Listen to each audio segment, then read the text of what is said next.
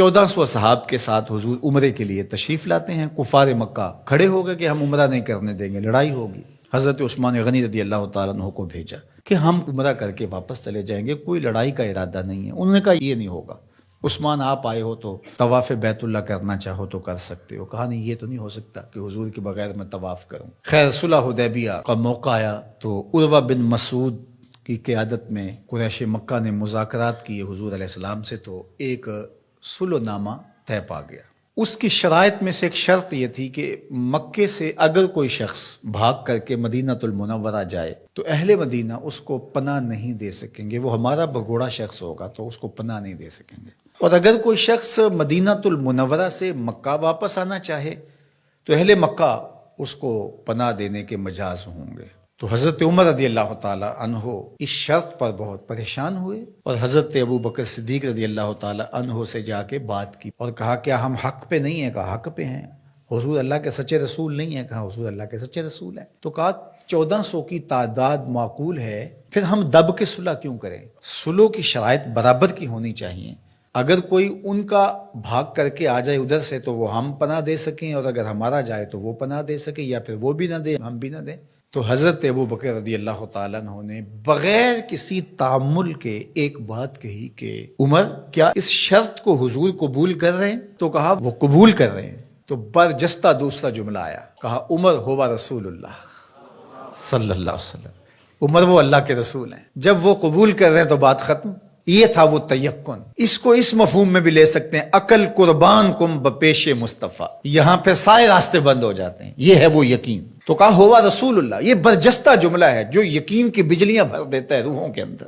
یہ کوئی حرج نہیں ہے کہ کسی بھی مسئلہ شرعی اور کسی بھی دینی امر میں آپ لاجک تلاش کر لیں، مل جائے تو اچھی بات ہے.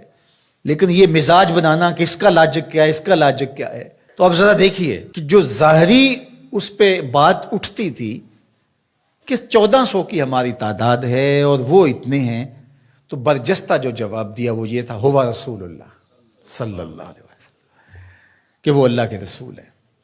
تو حضرت عمر وہیں خاموش ہو گئے. آگے چلیے. حضور علیہ السلام کا وصال ہوتا ہے. اس سے قبل لشکر اسامہ حضور روانہ کر چکے ہیں.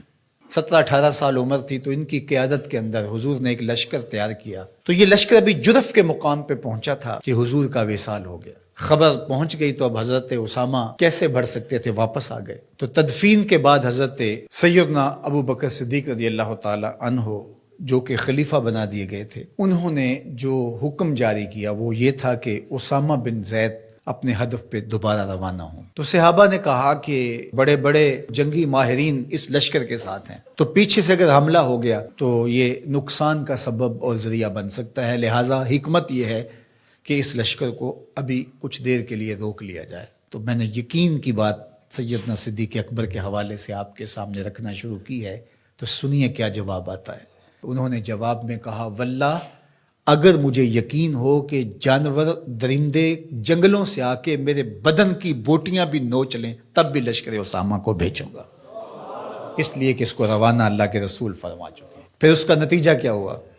جو قبائل پر تول رہے تھے حضور کے وصال کی وجہ سے، جن کے کچھ حوصلے بڑے تھے، انہوں نے سوچا ان کا کتنا سسٹم مضبوط ہے کہ یہ ان حالات کے اندر بھی لشکر کو روانہ کرنے کی پوزیشن میں ہے. اور جدھر لشکر گیا انہیں یہ خبر پہلے پہنچ گئی کہ حضور علیہ السلام کا وصال ہو گیا، لیکن انہوں نے سوچا کہ ان حالات کے اندر بھی لشکر حملہ آور ہو رہا ہے ہمارے اوپر، تو اس کا مطلب ہے یہ کتنے مضبوط ہو گئے ہوئے ہیں. تو لشکر بھی کامیاب اور بامراد مظفر ہو کر کے واپس پلٹا، اور کسی کو مدینہ المنورہ کی طرف میلی آنکھ سے نظر اٹھا کے دیکھنے کی ہمت بھی نہ پڑی. یہ سیدنا صدیق اکبر رضی اللہ تعالی عنہ کے یقین کا، اعتماد کا، بھروسے کا، اور حضور علیہ الصلوۃ والسلام کی ذات پر ان کا جو اذعان و یقین تھا اس کا نتیجہ تھا. تو یقین کی کائنات کا اگر کسی نے شہنشاہ دیکھنا ہے تو وہ ابو بکر صدیق رضی اللہ تعالی عنہ کو دیکھے.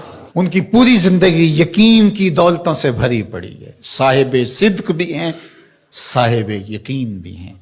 یقین کی جس عظمت پر وہ فائز المرام ہیں، تو ان کی گرد راہ بھی اگر نصیب ہو جائے تو یقین کی دولت نصیب ہوتی ہے.